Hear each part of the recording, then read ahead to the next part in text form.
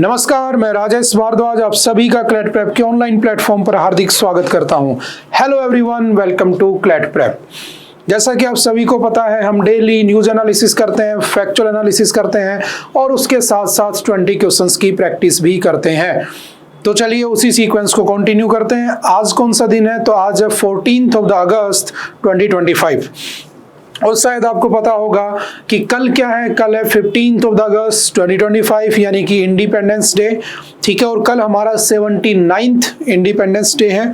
ठीक है, हम उसे आज़ादी के रूप में सेलिब्रेट करते हैं। ठीक है, तो चलते हैं इसी के साथ आज के जो हमारे न्यूज़ एनालिसिस है उसको हम क्या करते हैं, कंटिन्यू करते हैं। तो आज का जो दिन है, जैसा कि हम यूजुअली करते हैं, आज का जो दिन है उसे हम किस नाम से सेलिब्रेट करते हैं? तो याद रखना, August 14 is celebrated as partition horror remembrance day. यानी कि जब हमारा पार्टीशन हुआ था इंडिया और पाकिस्तान का, तो उस समय जो लोगों ने स्ट्रगल की थी और जो लोगों ने सेक्रीफाइस किए थे कि कुछ लोगों को भारत आना था, उन्होंने अपना सब कुछ पाकिस्तान में छोड़ दिया, कुछ लोगों को पाकिस्तान जाना था, कुछ सब कुछ अपना यहाँ छोड़ गए। जो भी लोगों के सेक्रीफाइस रहे, जो भी लोगों ने उस रात है ना, उस रात जो डरावना मंजर देखा होगा, आपको शायद पता होगा कि कितने लोगों को उसमें डेथ हो जाती है ना, आपस में जो आपके जो कम्युनल जो आपके कॉन्फ्लिक्ट है वो हो जाते हैं ना, आपस में दंगे फसाद हो जाते हैं और लोग मारे जाते हैं। तो हम उसको याद करने के लिए हम क्या करते हैं, 14 अगस्त is celebrated as partition horror remembrance day. इस बात को भी याद रखना। और कल हमारा क्या है? तो कल है हमारा इंडिपेंडेंस डे। ठीक है, तो चलिए इसी के साथ आज के न्यूज को हम स्टार्ट करते हैं। पहली न्यूज हमारे सामने द हिंदू के फ्रंट पेज के ऊपर है ना, इंडियन एक्सप्रेस के भी फ्रंट पेज पे मिल जाएगी आपको। Government tweaks export plan as US ups the trade. देखो है क्या, समझना, बहुत अच्छा आर्टिकल है। अगर मैं आपसे कहूं कि जो यूएस है, यूएसए, वो जो टैरिफ वॉर नाम का एक गेम खेल रहा है पूरी दुनिया के साथ, उस टैरिफ वॉर में वो कह रहा है कि मैं भारत के ऊपर, कभी कहता है 50% टैरिफ लगा दूंगा, कभी 100% लगा दूंगा, कभी वो कहता है कि मैं भारत के ऊपर 500% टैरिफ लगा दूंगा अगर वो रसिया से ऑयल खरीदता है, यही कहता है। अब एक बात बताओ, क्या वो हमारे ऊपर टैरिफ लगाएगा तो क्या उसके वहां इफेक्ट नहीं पड़ेगा? पहला क्वेश्चन, डेफिनेटली पड़ेगा। अगर मेरे प्रोडक्ट वहां बेचने पर मुझे पैसा देना पड़ रहा है तो सीधी सी बात है कि वहां पर वो प्रोडक्ट महंगा भी होगा, और जब प्रोडक्ट महंगा होगा तो वहां पर लोग खरीदेंगे नहीं। जब लोग खरीदेंगे नहीं क्योंकि महंगा हो चुका है, तो जब खरीदेंगे नहीं तो उसकी डिमांड नहीं बढ़ेगी, जब डिमांड नहीं बढ़ेगी तो उसकी सप्लाई नहीं बढ़ेगी, जब सप्लाई नहीं बढ़ेगी तो मेरे यहाँ पर क्या आ जाएगा, रिसेशन आ जाएगा। समझ रहे हो? मेरे यहाँ पर लोग उसे बनाएंगे नहीं। क्यों नहीं बनाएंगे? क्योंकि उसकी नीड ही नहीं। जो बना था वो माल तो पहले से रखा है। अब किसी फैक्ट्री में उस माल को बनाने के लिए, उस प्रोडक्ट को बनाने के लिए मान लो 100 आदमी है, लेकिन अब इतना प्रोडक्ट बन चुका है और मार्केट में बिक रहा नहीं है, तो क्या सोचेंगे, 100 को कट करके 80 कर दें, 80 को कट करके 50 पे कर दें, तो जॉब लॉस्ट भी हो गई। ठीक है, अनएम्प्लॉयमेंट भी बढ़ गया। बात समझ में आ रही है? तो इन सब से सरकार कैसे निपटेगी? तो आपको एक बात पता होनी चाहिए, हमारी जो जीडीपी है उसमें एक सेक्टर है जिसे कहा जाता है एमएसएमई। ठीक है, MSME, micro small medium enterprises. ये माइक्रो जो स्मॉल और मीडियम एंटरप्राइजेज हैं, ये हमारे यहाँ पर जीडीपी का ऑलमोस्ट 30 to 33% क्या करते हैं, उसमें रोल प्ले करते हैं। यानी कि ये वो छोटी छोटी कंपनियां हैं जिनका हमारी जीडीपी में बहुत ज्यादा बड़ा रोल रहता है। जैसे मान लो फॉर एग्जांपल मैंने ये शर्ट पहन रखी है, तो ये शर्ट कहीं और बनी होगी, इसका बटन कहीं और बना होगा। तो आपने देखा होगा बहुत सारे लोग होते हैं जो छोटी छोटी दुकानें खोले रहते हैं, जिसमें 8-8 10-10 सिलाई करने वाले बैठे होते हैं, और कोई कंपनी बगल में लगी है, उस कंपनी की शर्ट आती है, उनका काम है बटन लगाना, है ना। तो ये सब कौन होते हैं? एमएसएमई में काउंट होते हैं, जो माइक्रो, बहुत छोटा, स्मॉल और मीडियम एंटरप्राइजेज होते हैं। समझ गए? तो कहीं ना कहीं उस टैरिफ वॉर का जो अमेरिका इंपोज कर रहा है, कहीं ना कहीं सीधा वो बोझ इन पे पड़ेगा। जैसे कोरोना में हुआ था, याद करो, कोरोना में यही तो हुआ था कि ये सब बर्बाद हो गए। जब बर्बाद हो गए तो बहुत सारी एमएसएमईज बंद हो गई, है ना, तो लोग बेरोजगार हो गए। तो सरकार ने क्या किया? सरकार ने उन लोगों के लोन माफ कर दिए थे। शायद आपको याद होगा, विवाद से विश्वास 2 ये स्कीम इसीलिए आई थी कि जो कोरोना के बाद जो लोग पैसा नहीं चुका पा रहे थे उन सबके 85% तक ऑलमोस्ट लोन माफ कर दिए गए थे। तो सरकार अब सोच रही है कि यार अगर हमें इन एमएसएमई सेक्टर को बचाना है ना, किससे, उस टैरिफ वॉर के अंदर आने से, तो हमें क्या करना चाहिए, इन एमएसएमई सेक्टर को क्रेडिट स्कीम दे देनी चाहिए। अब आप कहोगे सर ये क्रेडिट स्कीम क्या होती है ना? क्रेडिट स्कीम का मतलब होता है कि इनको पैसे यूज करने के लिए दे दिए जाएंगे, ठीक है, कि इतना पैसा जैसे 4,000 करोड़ रुपए रखा है, आप उसको यूज कर सकते हो, ठीक है, आपको लोन वगैरह दे दिया जाएगा, आपको घबराने की जरूरत नहीं है, ये एक बुरा फेज चल रहा है हमारा, जब ये गुजर जाएगा तो हम दोबारा से वापस उसी हालत में आ जाएंगे, समझ गए? तो इस एमएसएमई सेक्टर को क्रेडिट स्कीम देने के लिए एक जो हमारे रूल्स बने हुए थे, समझना, हमारे 2025-26 का जो हमारा बजट आया था, उस बजट में हमने एक स्कीम लॉन्च की थी, है ना? उस स्कीम के अंदर निर्मला सीतारमण ने क्या किया था, एक्सपोर्ट प्रमोशन मिशन, जिसका पूरा जो बजट था वो था 2250 करोड़ रुपए। याद रखना सारे फैक्चुअल डाटा, क्योंकि मोस्टली फैक्चुअल डाटा पूछ लिए जाते हैं, ये सब तो हम याद करने के लिए याद रखना होता है। तो 2250 करोड़ रुपए का एक फंड बनाया गया और उसका नाम रखा गया एक्सपोर्ट प्रमोशन मिशन, कि हमें एक्सपोर्ट प्रमोट करना है। अब उस एक्सपोर्ट प्रमोशन मिशन में बेसिकली टेक्सटाइल्स और ये सब थी, अब उसमें एमएसएमईज को भी डालने के लिए उस रूल को ट्विक किया जा रहा है, चेंज किया जा रहा है, बस इतनी सी बात है।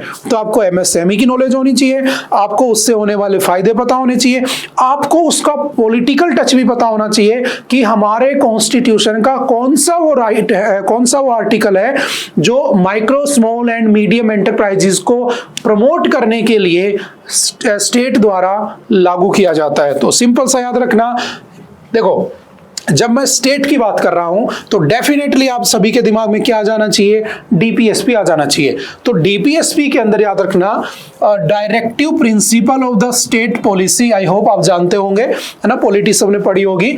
Directive principle of state policy, state जब भी पॉलिसी बनाएगा इन प्रिंसिपल्स को ध्यान में रखेगा। और इसका एक आर्टिकल है, आर्टिकल नंबर 43, जिसमें लिखा हुआ है कि स्टेट क्या करेगा, सभी को क्या करेगा, लिविंग वेज प्रोवाइड कराएगा। और लिविंग वेज का मतलब क्या होता है, जीने लायक पैसा। आज के मॉडर्न जमाने में जीने लायक पैसा जो है लिविंग वेज, वो मिनिमम वेज में कन्वर्ट करने का प्लान चल रहा है, क्योंकि आप कह नहीं सकते हो कि what is the living veg. अगर मैं जयपुर में रहता हूं और सिर्फ मुझे सिर्फ चटनी रोटी खा के काम चलाना है, तो एटलीस्ट मेरे पास 10-15 हजार रुपए होने चाहिए। लेकिन वहीं अगर मैं किसी गांव में रहता हूं तो मैं 5,000 में गुजारा कर सकता हूं। तो लिविंग वेज जो है वो अलग अलग जगह पर क्या करता है, वेरी करता है। तो हमारी सरकार उसे लिविंग वेज को मिनिमम वेज में भी करने का प्लान कर रही है ना, हम पढ़ चुके हैं पहले। और उसी के अंदर लिखा है आर्टिकल 43 का ए, जिसमें साफ साफ लिखा है state will promote industries. State किसे प्रमोट करेगा, इंडस्ट्रीज को प्रमोट करेगा। और इंडस्ट्रीज में जैसे एमएसएमई आती हैं, आपने देखा होगा, जैसे अभी मैं जयपुर के अंदर हूं, तो जयपुर के अंदर मैं इधर चला जाता हूं तो सीतापुरा इंडस्ट्रियल एरिया है, मैं इधर चला जाता हूं तो मालवीय नगर इंडस्ट्रियल एरिया है, मैं उधर चला जाता हूं तो मानसरोवर इंडस्ट्रियल एरिया है, मैं उधर चला जाता हूं तो विश्वकर्मा इंडस्ट्रियल एरिया है। ऐसे बहुत सारे इंडस्ट्रियल एरिया बने हैं। तो क्यों सरकार भारत की इन कंपनियों को प्रमोट करती है, ताकि तुम्हें क्या मिले, लिविंग वेज मिले। तो एमएसएमई से रोजगार जनरेट होता है, और उस रोजगार पर खतरा आ चुका है किसकी वजह से, ट्रंप के उस टैरिफ की वजह से। उससे उसे बाहर निकालने के लिए हमने क्या सोचा कि इस बार जो बजट में मैंने स्कीम लॉन्च की थी, उस स्कीम में थोड़ा सा चेंजमेंट करके मैं किसको डाल दूं, एमएसएमई को डाल दूं। बस इतनी सी न्यूज है, बात खत्म हो जाती है। ठीक है, आई होप आप समझ चुके होंगे मैं क्या कहना चाह रहा हूं। ठीक है, वही सब बातें, ठीक है, थोड़ा सा ध्यान रखना। जैसे in the union budget of 2025-26 है ना, ठीक है, 2250 है ना, ये 7 नहीं है इसमें ना, crore allocation for the current financial year which would facilitate easy access to the export credit cross border factoring support and support to the MSMEs to tackle non tariff measures. ठीक है, सिंपल से याद रखना।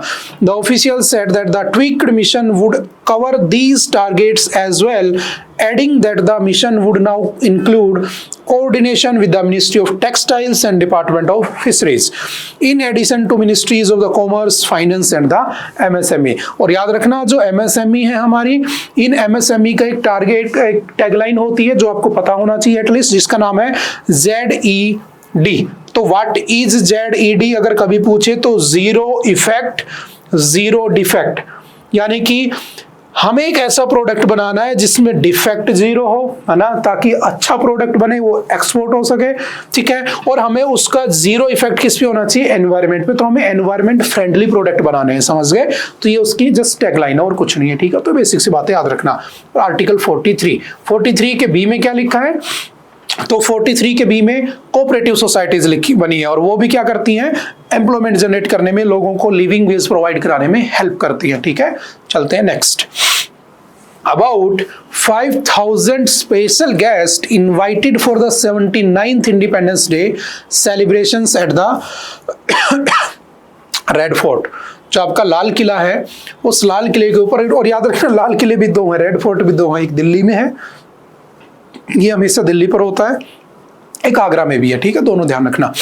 अब हुआ क्या, रेड फोर्ट पर, है ना, कल हमारा इंडिपेंडेंस डे है, तो कल जो परेड वगैरह होंगी ना, जो भी वहाँ पे होगा, उसको हम अगले नेक्स्ट डे वाले द हिंदू में डेफिनेटली पढ़ लेंगे, है ना, क्या क्या हुआ, क्या क्या नहीं हुआ, कौन से स्टेट की क्या प्रेजेंटेशन थी, क्या नहीं थी, हम उस टाइम में देखेंगे। अभी हमें पता नहीं कुछ, है ना, बेस्ट जो आपका प्रेजेंटेशन हो किसका था, ऐसे अवार्ड भी दिए जाते हैं, तो वो भी हम पढ़ लेंगे, ठीक है।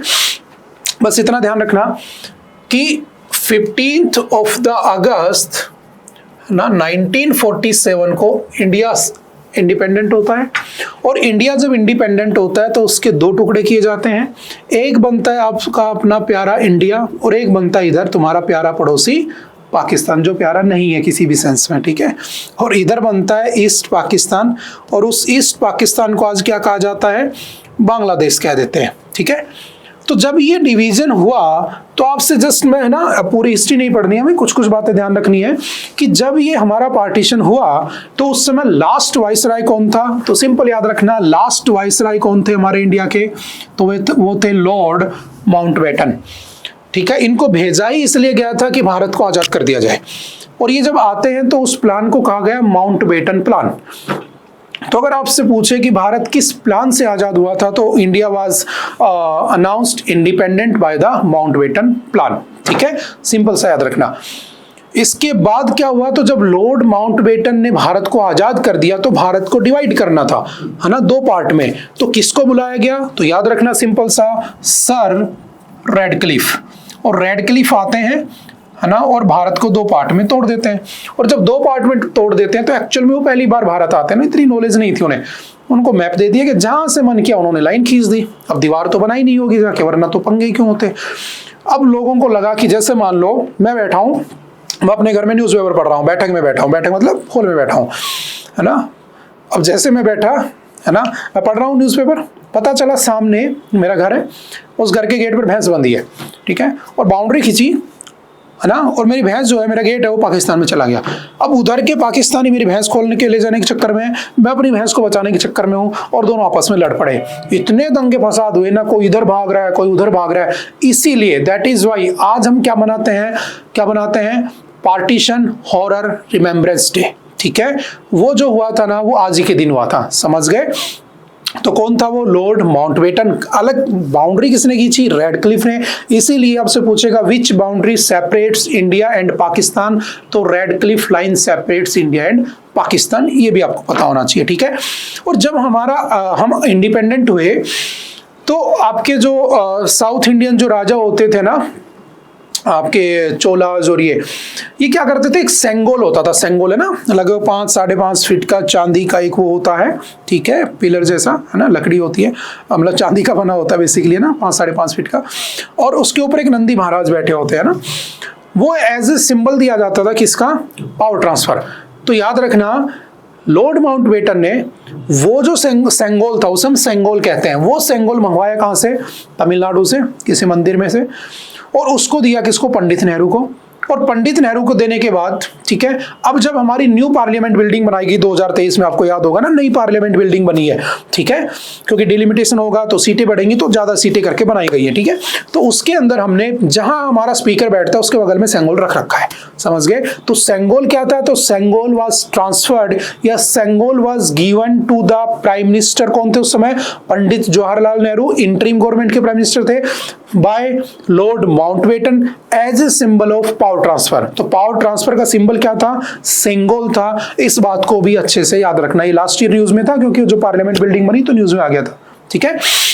ओके उसके बाद अगर मैं ईस्ट इंडिया कंपनी की बात कर लूं तो जस्ट बेसिक सी बातें हैं, है ना, हम ज्यादा डिस्कस नहीं करेंगे। 1608 में कैप्टन हॉकिंस आया था भारत, ठीक है, घूमने फिरने के नाम से आया था, ठीक है, व्यापार करने ट्रेड करने के नाम से, लेकिन धीरे धीरे भारत के राजाओं की बेवकूफियों का फायदा उठाया। चाहे आप मैसूर पढ़ लो, चाहे आप मराठा पढ़ लो, चाहे आप बंगाल पढ़ लो, चाहे आप सिख पढ़ लो, कुछ भी पढ़ लो ना, सबकी बेवकूफियों का फायदा उठाया गया। कहीं ना कहीं हमारी गलतियां थी और धीरे धीरे उन्होंने क्या किया, 1757 में होगी बैटल ऑफ प्लासी, बंगाल चला गया हाथ से। 1764 में हो गई बैटल ऑफ बक्सर, भारत भी चला गया हमारे हाथ से, क्योंकि 1765 में ट्रीटी ऑफ इलाहाबाद हो जाती है। और उसके बाद जो आपका भारत का राजा था, किंग ऑफ इंडिया, है ना, कौन, शाह आलम सेकंड, उसको पेंशन देनी शुरू कर दी और उसके बाद पूरी कहानी हो गई खत्म। 1857 में रिवोल्ट हो गई और हम एक कंपनी के रूल से हटकर, ईस्ट इंडिया कंपनी के रूल से हटकर किसके पास चले गए, तो एक देश के गुलाम हो जाते हैं, ठीक है, क्वींस रूल आ जाता है। और उसके बाद 1947 में हमने क्या पाली, आजादी पाली। और उसी आजादी को सेलिब्रेट करने के लिए 79th जो हमारा इंडिपेंडेंस डे है वो कब है, कल हम उसे सेलिब्रेट करने वाले हैं, ठीक है।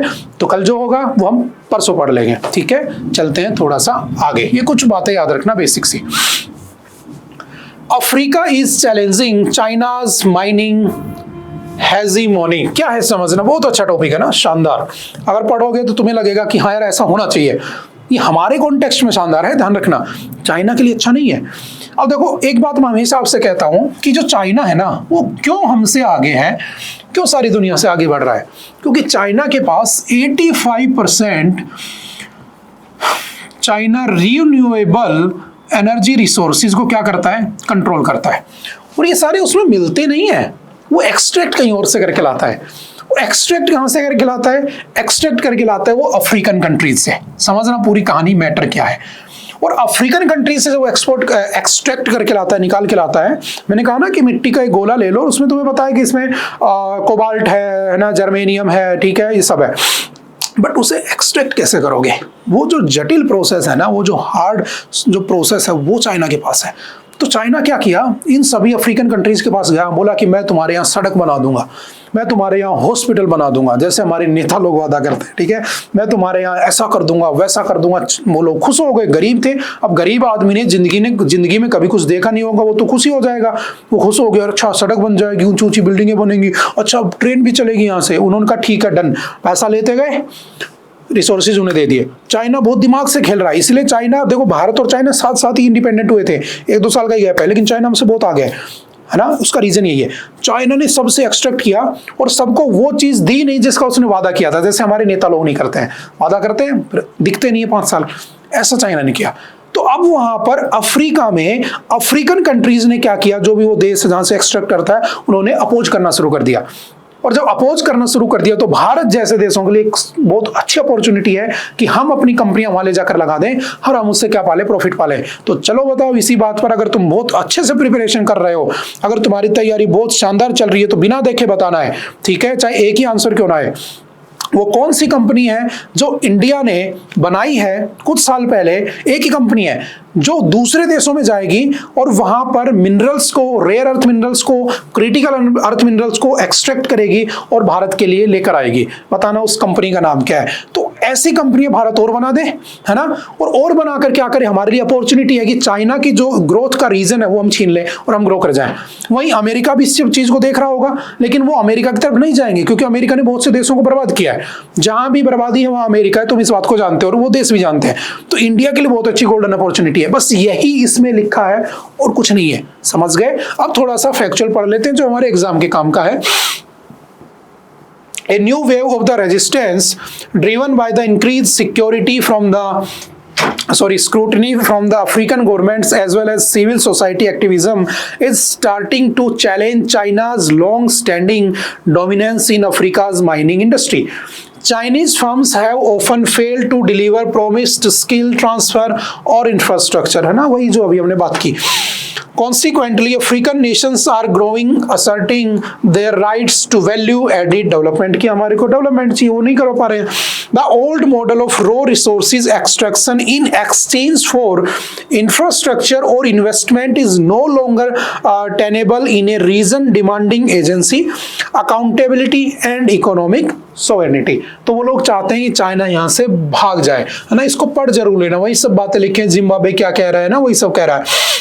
जिम्बाब्वे ने 2022 में बैन कर दिया था export of unprocessed lithium to force investors to build local processing plants, है ना। बहुत अच्छा किया ना जिम्बाब्वे ने क्या किया, 2022 में बैन कर दिया। बोले तुम वहां ले जाकर नहीं करोगे, यही निकालो, यही उसको प्रोसेस करो ताकि मेरे यहाँ भी जॉब क्रिएट हो, समझ गए। तो इंडिया इसमें फायदा उठा सकता है। वो जो कंपनी है हमारी, ऐसी 5-7 कंपनी और बना दे भारत, तो हम उससे फायदा उठा सकते हैं और हमें किसी की डिपेंडेंसी पे जाना नहीं पड़ेगा। थोड़ा सा और इसी से एक्सट्रैक्ट किया हुआ डाटा याद रखना, जो फैक्चुअल डाटा है। जैसे the Democratic Republic of Congo, DRC जानते हो आप, alone produce 80% of the world's cobalt. तो याद रखना कोबाल्ट जो है ना आपका रिचार्जेबल बैटरीज में लगता है। आप जितनी ईवी चलाते हो ना, आप सबके पास ओला उबर कुछ ओला होगा, ठीक है, आप सबके पास ईवी की गाड़ियां होंगी, है ना। अब जो भी रिचार्जेबल बैटरी चलाते हो, है ना, आपके मोबाइल चार्ज हो जाती है ना बैटरी, इन सब में क्या यूज होता है, कोबाल्ट यूज होता है। और जब कोबाल्ट 80% कोबाल्ट कहां से आता है, कोंगो से आता है। और कोंगो चाह रहा है कि चाइना यहां से भाग जाए, और अगर मैं वहां पहुंच जाऊं तो इंडिया की सोचो ग्रोथ कहां हो सकती है, कहां पहुंच सकता है इंडिया।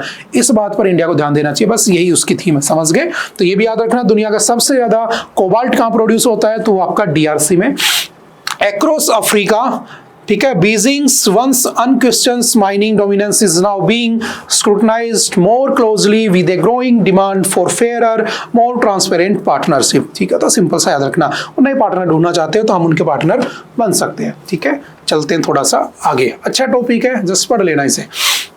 नेक्स्ट है aid and advice. LG's nominations without government nod could affect Jammu Kashmir electoral process. देखो समझना हुआ क्या, आपका जो जम्मू कश्मीर है ना, एक्चुअल में जम्मू कश्मीर जो था 2000 कब वो होता है, तो 2019 में वहां से आर्टिकल 370 को रिमूव कर दिया गया। और जब आर्टिकल 370 को रिमूव कर दिया गया, है ना, पहले की कहानी आप जानते हो, राजा आपका हरि सिंह कौन था, कौन कौन से उनके डील होती है ना, वो हम जानते हैं, है ना। तो हुआ क्या, 370 को रिमूव किया गया, तो जम्मू एंड कश्मीर जो था ना, उससे वादा किया गया कि हम तुम्हें 2 टुकड़ों में तोड़ देंगे। एक बना दिया जम्मू एंड कश्मीर और दूसरा बना दिया लद्दाख। अब प्रॉब्लम समझना क्या है, जम्मू कश्मीर भी यूटी है, लद्दाख भी यूटी है, बट जम्मू कश्मीर की यूटी में क्या है, आपकी असेंबली का प्रोविजन भी है। अब असेंबली का प्रोविजन कहाँ कहाँ पर है, तो देखो आपने पढ़ा होगा दिल्ली भी यूटी है, बट वहां तो केजरीवाल रूल करता था कुछ दिन पहले, अब आपकी रेखा गुप्ता आ चुकी है। तो दिल्ली में यूटी भी है, दिल्ली में असेंबली भी बैठती है, ठीक है। सीएम का प्रोविजन भी है, ऐसे याद कर लेना। एक आपका कौन सा हो गया, जम्मू कश्मीर हो गया, और एक और है कौन सा, पुडुचेरी। तो हमारी 3 यूटी ऐसी हैं, ठीक है। हमारे पास टोटल 8 यूटी है, 28 स्टेट है ना, इतना तो आपको याद होना चाहिए। उन 8 यूटीज में से, यूनियन टेरिटरीज में से 3 यूटी ऐसी हैं जिसमें सीएम का भी कॉन्सेप्ट है, बस ऐसे याद रख लेना। अब जम्मू कश्मीर में, ठीक है, रीऑर्गेनाइजेशन एक्ट आ गया 2019 में, वो सब चेंज कर दिया ना, वहाँ पे लगभग 100+ सीटें बना दी गई, ठीक है, कि आपकी असेंबली की सीटें होंगी, और सीएम बना दिए गए, आप जानते हो सीएम वहाँ पे बन चुके हैं, ठीक है। अब जब ये सब हो गया, तो अब अचानक से सरकार कहती है कि जो जम्मू कश्मीर का गवर्नर है ना, एक्चुअली लेफ्टिनेंट गवर्नर होता है, एलजी, जैसे दिल्ली में एलजी है, ठीक है, तो लेफ्टिनेंट गवर्नर, कुछ जगह लेफ्टिनेंट गवर्नर बोल देते हैं, कहीं गवर्नर बोल देते हैं, कहीं कमिश्नर बोल देते हैं, अलग अलग कॉन्सेप्ट होते हैं, काम वही होता है। जैसे हाई कमिश्नर भी वही है, एम्बेसडर भी वही है, वो उस देश में बैठा है, वो उस देश में बैठा है, ये डिफरेंस होता है। वो कॉमनवेल्थ नेशन है तो हाई कमिश्नर कह रहे हो, विदाउट कॉमनवेल्थ नेशन है तो उसे हाई आपका एम्बेसडर कह रहे हो, तो ये होते हैं। तो कहा गया कि जब इलेक्शन होगा ना, तो 5 सीटें, समझना इसके पूरे की इंपॉर्टेंस समझना, 5 सीटें जो है ना, वो कौन नॉमिनेट कर सकता है, लेफ्टिनेंट गवर्नर कर सकता है। अब सोचो 5 सीटें सीधी सीधी एलजी कर रहा है, और गवर्नर्स एंड लेफ्टिनेंट गवर्नर्स है तो गवर्नर ही ना, 2000 अपॉइंटेड बाय द प्रेसिडेंट, और कोई क्वालिफिकेशन क्राइटेरिया होता नहीं है, 35 साल एज होनी चाहिए, भारत का नागरिक होना चाहिए, प्रेसिडेंट की नजर में एक्सपर्ट होना चाहिए, बना देते हैं। अब सोचो वो आदमी सीधा सीधा किसके लिए लॉयल है, प्रेसिडेंट के लॉयल, है ना। और मैं तो हमेशा कहता हूं कि प्रेसिडेंट हर स्टेट में जा नहीं सकता, दैट इज वाई वो क्या बना के बैठा, अपनी प्रॉक्सी बना के बैठा है गवर्नर्स के नाम से, और वो उसी से कांटेक्ट में रहते हैं, उनकी बस की बात नहीं होती है ना। वहाँ पे स्टेट में लॉ एंड ऑर्डर नहीं चल रहा होता ढंग से, तो वो सीधा वहाँ बोल देते हैं, वो वैसा वहाँ पे प्रेसिडेंट रूल लगा देते हैं, जैसे कि मणिपुर में चल रहा है, यही तो प्रोसीजर होता है। अब हुआ क्या, इसने कहा कि मैं 5 लोगों को क्या कर सकता हूँ, नॉमिनेट कर सकता हूँ, या सरकार ने कहा कर सकते हो। तो ये सबसे बड़ा इशू हो गया, यार ऐसे तो गलत बात है, ऐसे तो कल को तुम सरकार गिरा दोगे, डेफिनेटली गिरा दोगे। अगर 2-3 एमएलए ही इधर उधर हो रहे होंगे, मान लो किसी के पास 51 है, किसी के पास 50 है, और तुम कह रहे हो कि मैं 3 बनाऊंगा, और तुम्हारा बनाया वो उधर बैठा है और तुमने उसको इधर कर दिया, तुम तो सरकार बदल दे रहे हो। ऐसा थोड़ी ना होना चाहिए। तो ये गलत चीज है, अनकॉन्स्टिट्यूशनल है, बस उसी की बात की जा रही है। इसे कहते हैं एड एंड एडवाइस। देखो क्या है समझना, the union minister of home affairs है ना, आप जानते हो Amit Shah ji, to the Jammu Kashmir high court that the lieutenant governor can nominate 5 assembly members without the aid and advice of the elected government, overrides democratic accountability. अब देखो जो गवर्नर होता है ना वो एडवाइस पर काम करता है, किसके, council of ministers, chief minister और जो मिनिस्टर्स होते हैं, है ना। आर्टिकल 164 में ये बात लिखी हुई है, 63 में उनके कॉन्सेप्ट है और 64 में उसके सलाह पर काम करेगा, एडवाइस पे। अब सोचो उसकी सलाह पर काम करना चाहिए था, लेकिन वो उसकी सलाह लिए बगैर 5 लोगों को नॉमिनेट कर रहा है, तो गलत बात है ना। इसकी तो कोई अकाउंटेबिलिटी भी होनी चाहिए, बस उसी की बात कर रहा है। तो क्या है, the High Court's constitutional question could not be more direct to do the 2023 amendments to the Jammu and Kashmir reorganisation act, allowing the lieutenant general to governor to nominate 5 assembly members which have the potential of converting the minority government into a majority government and vice versa। समझ गए ना वही। तो इसके ऊपर question उठाया गया कि क्या ये वोलेशन नहीं है कॉन्स्टिट्यूशन के बेसिक स्ट्रक्चर का, बिल्कुल वोलेशन है, ऐसा नहीं होना चाहिए। इट्स, बाकी तो सुप्रीम कोर्ट डिसाइड करेगा, ठीक है ना, अपन कह सकते हैं, है ना, वो क्या डिसाइड करता है। Its submission argues that nominations fall outside the elected government's remit, seemingly invoking the K. Lakshmi Narayan versus the Union of India precedent from the Puducherry, while claiming the sanctioned strength includes elected and the nominated members. It even referenced section 12 of the 1963 Union Territories Act। कब आया था, 1963 में, उसमें उनके voting procedure लिखे हैं, as justification for bypassing democratic consultation when 5 nominated members could determine government stability in a 119 members assembly, the issue transcends statutory definitions of the sanctioned strength. समझ गए। तो वही बात है कि वो लोग क्या कर सकते हैं, उसको चेंज भी कर सकते हैं। तो क्या ऐसा होना चाहिए, क्या नहीं होना चाहिए, बस उसी के ऊपर पूरी बातें चल रही हैं, ठीक है। The amendments inserted section 15A and 15 का बी, और इसमें कहा गया कि एलजी जो है वो आपका वो 2 कश्मीरी माइग्रेंट्स को उसमें क्या करेगा, नॉमिनेट करेगा, एक जिसमें वुमेन होनी चाहिए, याद रखना, and 1 from the Pakistan occupied Jammu Kashmir community. एक पीओके में जो लोग रहते हैं उन पीओके में रहने वाले लोगों की कम्युनिटी से कोई एक आदमी होगा जो जम्मू कश्मीर में रह रहा होगा, उसे भी उसमें इंक्लूड किया जाएगा। Beside the existing powers to nominate 2 women if inadequately represented in the elected assembly। तो ऐसे करके वो 5 को क्या कर देगा, नॉमिनेट कर देगा। आर्टिकल 370 आप जानते हो कौन कौन से स्टेट में है, जम्मू कश्मीर, दिल्ली और पुडुचेरी में ये प्रोविजन आज भी चल रहा है। बाकी हर यूटी में ऐसा नहीं होता है। देखते हैं अब इसमें क्या होता है, हटाया जाता है नहीं हटाया जाता है, वो तो जब होगा तो पता चलेगा।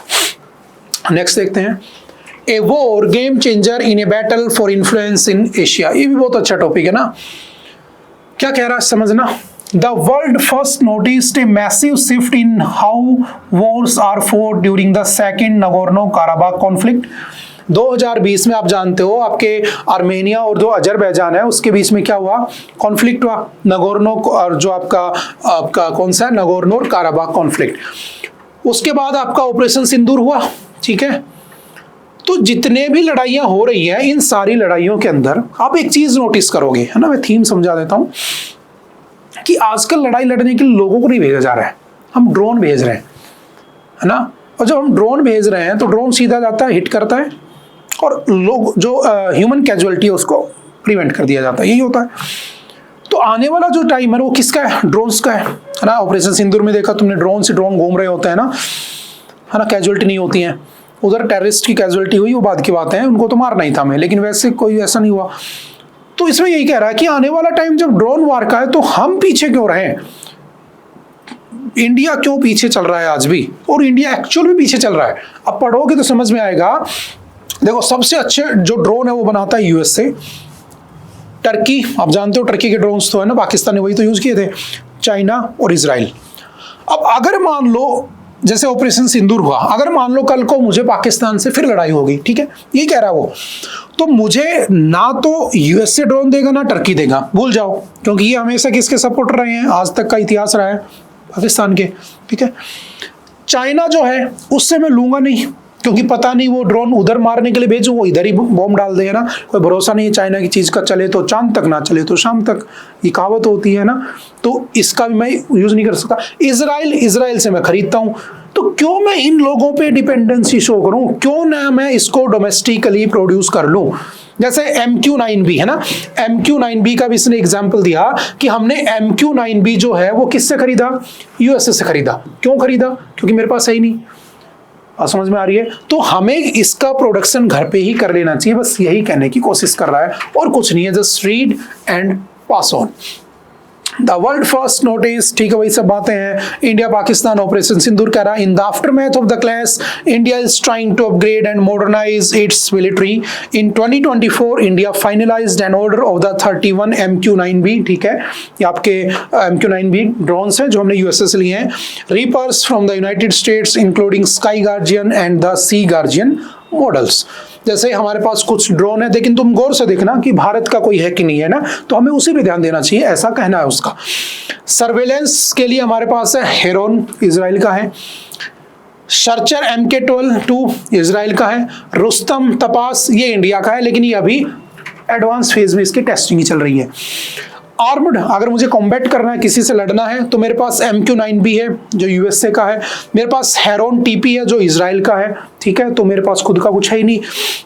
अगर मुझे लॉइटरिंग करनी है, यानी कि उसको उड़ाना है जाकर, है ना, तो मेरे पास क्या है, कामिकेज मैंने कहाँ से ले रखे हैं, तो आपके ईरान से सॉरी आपके अभी लिखा था मैंने किससे, टर्की से ले रखे हैं, ठीक है। नेत्रा हमारे खुद के हैं, लेकिन अभी ये ढंग से बने नहीं है और ये सिर्फ अर्बन सर्वेलेंस का काम करते हैं, समझ गए। तो मुझे भी मिलिट्री ड्रोन्स बना लेना चाहिए और कुछ नहीं। और ड्रोन्स क्या होते हैं, तो ड्रोन्स को याद रखना अनमैन्ड व्हीकल भी कहा जाता है ना, अनमैन्ड व्हीकल भी कहते हैं, ठीक है। रुस्तम, निश्चय, ये भी कुछ हमारे पास है, ठीक है। नेक्स्ट है the seeding of academic freedom in universities. बहुत अच्छा टॉपिक है ना, लेकिन हाँ जस्ट पढ़ने वाला है, इसमें ऐसा कुछ नहीं है जो तुम्हारे एग्जाम के पॉइंट ऑफ व्यू से एज ए डाटा में यूज किया जा सके। देखो है क्या, मैं समझा देता हूँ। पहले क्या होता था, जो यूनिवर्सिटीज होती थी ना, समझना, जो यूनिवर्सिटीज होती थी, ठीक है, यूनिवर्सिटीज है ना, आपने पढ़ा होगा UGC है ना, यूनिवर्सिटी ग्रांट कमीशन 1956 है ना। जो यूनिवर्सिटीज होती थी उसके अंदर जो प्रोफेसर होते थे, है ना, वो जब आपस में बैठते थे तो बहुत अच्छी डिबेट होती थी, है ना। आजकल तुम देखोगे कोई डिबेट ही नहीं करता है, कोई जो एक्चुअल सोसाइटी के मुद्दे चल रहे हैं कोई बात ही नहीं कर रहा है। स्टे डॉग्स की बात हो रही है, उससे बड़े बड़े मुद्दे कोई देख ही नहीं रहा है। आप यूनिवर्सिटी में चले जाओ, पहले होते थे कि छात्र नेता था ना, और वो क्या बना, प्रेसिडेंट बना, वो गवर्नर बना, और वो लोगों के इश्यू सुनते थे। आजकल तुम चले जाओ, ये बगल में राजस्थान यूनिवर्सिटी, आप कहीं भी चले जाओ, है ना, बहुत सारी यूनिवर्सिटी है ना, आप कहीं चले जाओ, जब भी छात्र नेता आएंगे वहां से तो 3-4 उनके आगे पीछे बोलेरो चलती रहेंगी, या फिर आजकल कौन सी आते हैं बड़ी बड़ी गाड़ियां वो चलती रहेंगी, है ना, थार वगैरह। और ऐसा लगेगा कि जैसे ये लोग छात्र नेता नहीं है या बदमाश बन के आए हैं। तो जो यूनिवर्सिटी में जो पढ़ाई के साथ साथ जो एक्स्ट्रा करिकुलम होना चाहिए, जो आगे चल के देश को भी शेप देता है, वो गायब हो चुका है और कुछ नहीं है, समझ गए। आप खुद इसका एग्जाम्पल देख सकते हो, आप कहीं भी चले जाओ, इवन यूनिवर्सिटीज में, प्रोफेसर में, है ना, ये सब कुछ खत्म हो चुका है। तो अगर हमें उसे बढ़ाना है तो हमें क्या करना होगा, एकेडमिक फ्रीडम को अच्छे से करना होगा। आज इतनी भी एकेडमिक फ्रीडम नहीं है कि मैं यहाँ खड़े होकर किसी दूसरे के बारे में जो गलत कर रहा है सोसाइटी में, मैं गलत बोल सकूं एज ए टीचर या कुछ भी कह लो, है ना, क्योंकि अगर बोला आप समझ सकते हो। तो यूनिवर्सिटी के प्रोफेसर ही नहीं बोल रहे उन चीज़ों पर, है ना, तो जो फ्रीडम है वो बेसिकली खत्म हो चुकी है। तो उसे कैसे रिवाइव किया जाए, कैसे उन लोगों को बाहर निकाला जाए, बस उसी के ऊपर ये आर्टिकल लिखा और कुछ भी नहीं है, ठीक है। तो थोड़ा सा पढ़ोगे समझ जाओगे। The disturbing reality in India, the unfolding reality in India is disturbing, regulated and the straight jacketed, है ना, readings are prescribed indeed, what is the excluded और what is the included in the prescribed reading, है ना। तो ये सब लिखा हुआ है कि कैसे इसके अंदर काम चल रहा है। Just read and pass on, ठीक है, पढ़ने लायक है ना, याद करने का कुछ नहीं है, ठीक है। ये अच्छा टॉपिक है। इंडियाज फर्स्ट प्राइवेट, है ना, constellation of EO satellites under PPP model to be setup. क्या होता है PPP? तो पब्लिक प्राइवेट पार्टनरशिप। तो पब्लिक प्राइवेट पार्टनरशिप का यूज करके भारत का पहला मॉडल तैयार किया जा रहा है। जैसे कि एक बात समझना, जैसे नासा है, ठीक है, नासा USA की है, ठीक है, सरकारी है, गवर्नमेंट है। स्पेस एक्स ये भी यूएसए की है, लेकिन ये कैसी है, तो ये जो है आपकी स्पेस एक्स वो प्राइवेट है। कौन इसको ऑन करता है, तो आप जानते हो मस्क ऑन करता है। इसरो भारत की है, इंडिया की है, गवर्नमेंट की है। ब्लू ओरिजिन ये यूएसए की है, इसको अमेजोन का जो ओनर है, मालिक है ना, जेफ बेजोस, वो ओन करता है। तो आप एक चीज देखोगे, जैसे अभी हमारा वो था, क्या नाम है उसका, एक्जियोम 4, तो कौन था जो ले जा रहा था उनको, कौन था जो ला रहा था, space x, dragon capsule. Sunita Williams जो थी, जो स्पेस में फंस गई थी स्पेस स्टेशन में, कौन लाया उसे, ड्रैगन कैप्सूल, आपका एलोन मस्क, स्पेस एक्स। तो नासा क्या कर रहा है, नासा एक्सप्लोर कर रहा है, नासा नए नए मिशन कर रहा है। नासा कभी मार्स पे जा रहा है, नासा कभी आपके जुपिटर पे जा रहा है, कभी कुछ ना कुछ कर रहा है ना, उसका जेम्स वेब और ये कुछ ना कुछ कर रहे हैं।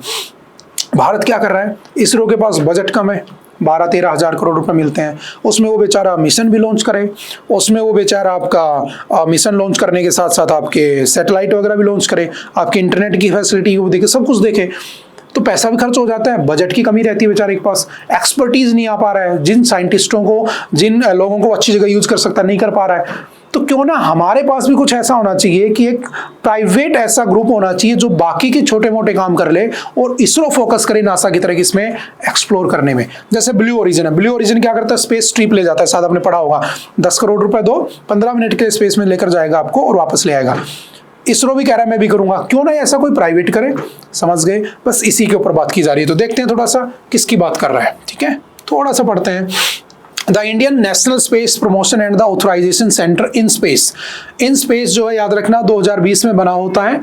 इसने कहा on Tuesday announce the selection of the pixel Space India, याद रखना पिक्सल स्पेस इंडिया को इसने सेलेक्ट किया जो इनको लीड करेगा, ठीक है, जिसमें बहुत सारी जो कंपनियां वो उसमें इंक्लूडेड है, जैसे the Bengaluru based Pixxel Space India consortium comprises PierSight space, ठीक है, सेट श्योर एनालिटिक्स इंडिया, है ना, ध्रुव स्पेस, इन सब को साथ लेगा और इन स्पेस के अंडर में आकर वो ये सब काम करेगा। और नेक्स्ट 5 साल का 1200 करोड़ रुपए का टारगेट सेट कर दिया गया है और जिसमें इन्वेस्टमेंट की जाएगी और ऑलमोस्ट 12 सैटेलाइट के आसपास भेजी जाएंगी, समझ गए।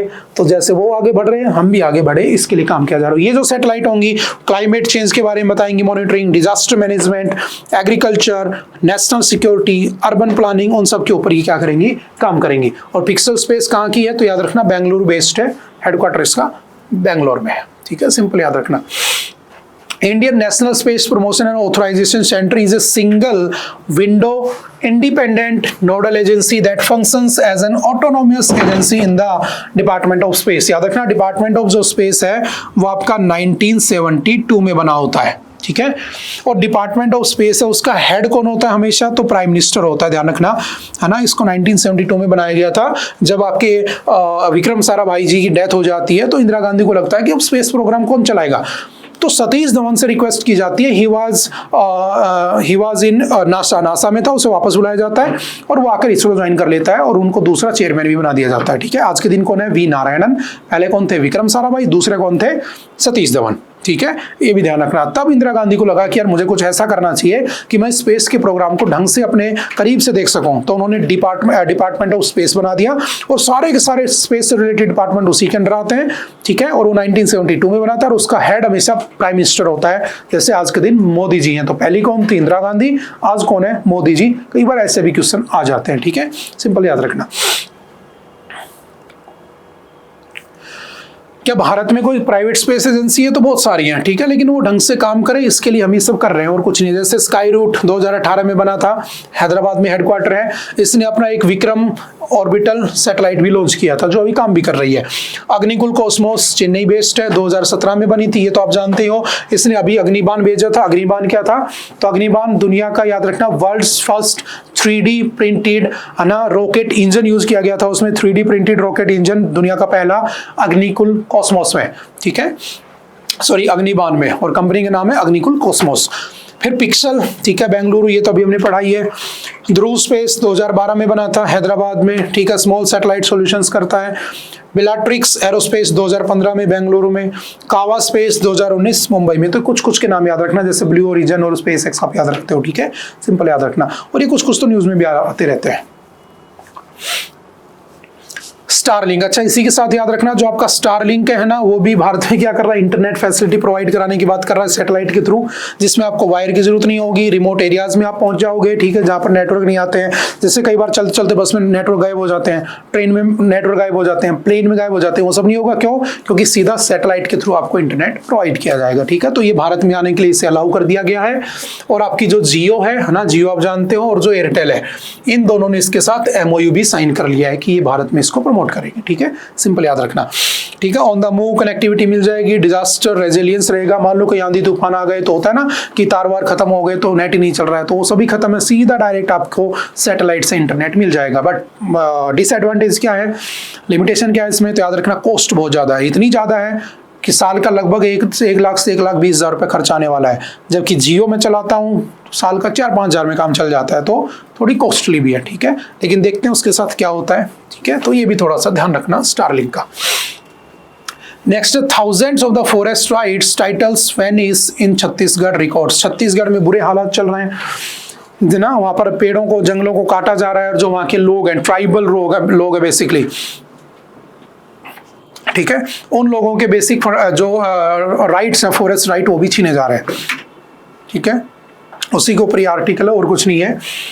अगर बात की जाए कौन कौन से कॉन्स्टिट्यूशन में प्रोविजन है जो आपके फॉरेस्ट राइट और इनको बचाते हैं, तो सिंपल याद रखना, देखो सबसे ज्यादा फॉरेस्ट कहाँ पर है, मध्य प्रदेश में, और सबसे ज्यादा नेशनल पार्क भी मध्य प्रदेश में, सबसे ज्यादा ट्राइब्स भी मध्य प्रदेश में, ध्यान रखना। और मिनिमम फॉरेस्ट कहाँ पर है, पंजाब। इसलिए पंजाब में 0 नेशनल पार्क, और पंजाब में 0 क्या पाई जाती है, एसटी पाए जाते हैं, शेड्यूल्ड ट्राइब भी नहीं पाए जाते, ये भी फैक्ट याद रखना। अब छत्तीसगढ़ में क्या हुआ, बहुत सारे लोगों के क्या हुए, राइट छीन लिए गए।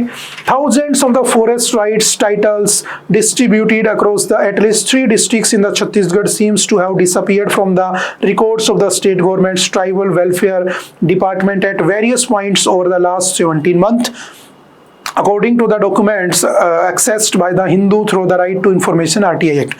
The Hindu जो है, जो आप पढ़ रहे हो, उसने एक RTI लगाई, राइट टू इन्फॉर्मेशन, आप जानते हो ना, उसके अंदर उन्होंने लगाया और पता चला कि बहुत सारे लोगों के जो राइट्स थे वही गायब कर दिए गए। ऐसा नहीं होना चाहिए। जो ट्राइबल लोग होते हैं, जो जंगली लोग होते हैं, देखो ट्राइबल लोग क्यों रिवोल्ट करते थे, इसलिए तो करते थे, आप लोगों ने उनके सब कुछ अधिकार छीन लिए, लास्ट में वो रिवोल्ट करने पे अगर नहीं, अब नहीं छीनने देंगे, तो फिर लॉज आए कि वो वहाँ पर माइनर प्रोड्यूस इकट्ठा कर सकते हैं, वहाँ पर शहद वहद बेच सकते हैं, है ना, और वो अपना जीवन चला सकते हैं, क्योंकि वो जंगल पे डिपेंड है। That is why they are known as tribals, tribes में रहते हैं, कबीलों में रहते हैं, है ना। लेकिन वहाँ पर लोगों के जो राइट है वही छीने जा रहे हैं, तो न्यूज़ में आ गया, हमने काफ़ी बार पढ़ा है। टोटल भारत में 705 ट्राइब है अकॉर्डिंग टू 200011 सेंसस, 2011 के सेंसस के अकॉर्डिंग। तो कहाँ पर इनकी बातें हैं, तो याद रखना कॉन्करेंट लिस्ट का सब्जेक्ट है 7th शेड्यूल में, ठीक है। फॉरेस्ट यानी कि स्टेट में भी आता है और आपके यूनियन में भी आता है, दोनों में आता है, शेड्यूल नंबर 7 में लिखा है। 42nd अमेंडमेंट 1976 में फॉरेस्ट को हमने किस में डाल दिया था, स्टेट लिस्ट से कॉन्करेंट लिस्ट में डाल दिया था, और इसी को मिनी कॉन्स्टिट्यूशन भी कहते हैं, हम जानते हैं। आर्टिकल 51 का ये क्या कहता है, फंडामेंटल ड्यूटी। तो हमारी फंडामेंटल ड्यूटी है कि हमें क्या करना चाहिए, फॉरेस्ट वगैरह को बचाना चाहिए, ना कि उसे काटना चाहिए, ठीक है।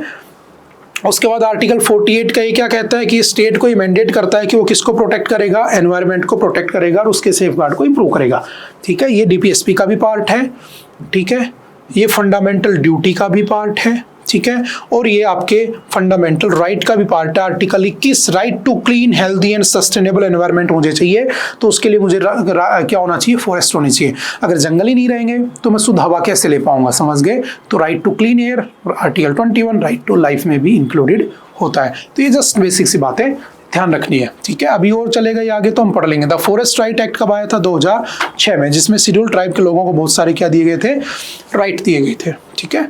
पेसा एक्ट क्या था, तो आपका जो panchayat extension to scheduled areas, यानी कि जो पंचायत है उसको शेड्यूल्ड एरियाज तक बढ़ाया जाए ताकि वहां पर भी बिजली पानी सब पहुंचे और उनको भी ग्राम पंचायत में इनेक्ट कर दिया जाए। तो 1996 में आता है। फॉरेस्ट राइट एक्ट 2006 में हमने पढ़ाई। इंडिविजुअल फॉरेस्ट राइट दिया गया, ठीक है। कम्युनिटी फॉरेस्ट राइट भी दिए गए उन लोगों को, right to access, use and collect non timber forest produce, ठीक है। आप लकड़ी वगैरह नहीं बेचोगे, बाकी कुछ भी जो वहाँ पर बनता है वो आप बेचकर अपना जीवन चला सकते हो, अपनी लाइफ चला सकते हो, लाइवलीहुड, जैसे बम्बू, हनी, मेडिसिनल प्लांट, ये सब, ठीक है। Right to use water bodies आप यूज कर सकते हो अगर आप कबीले में रहते हो, जंगल में रहते हो, ठीक है। ग्रेजिंग ग्राउंड्स, है ना, माइनर फॉरेस्ट प्रोड्यूस।